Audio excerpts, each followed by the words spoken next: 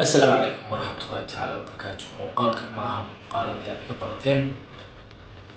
muuqaalkan waxaan igu sheegaya horta dhammaan waxyaabihii instructionka ahaa. waxaan ka wadaa waxyaabihii football iyo gameka ahaa ku khusuusnaa maanta kadib iska day sababtan aan ugu sheegay sababtan wuxuu sameeyay instruction badan waqti badan ayaa iga lumay waxaana dad badan tashkiisiyaan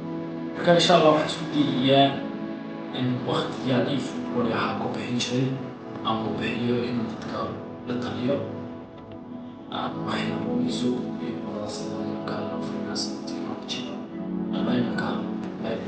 weelkaan consulting iyo labadaas mid insha Allah waxaan rajeynayaa waxaan iga balan qaaday hadda koowaad waxaan iga balan qaadaya walba maantkiin baa soo dhigay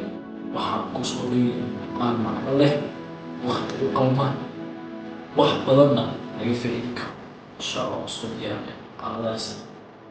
wassalaamu calaykum warahmatullahi ta'ala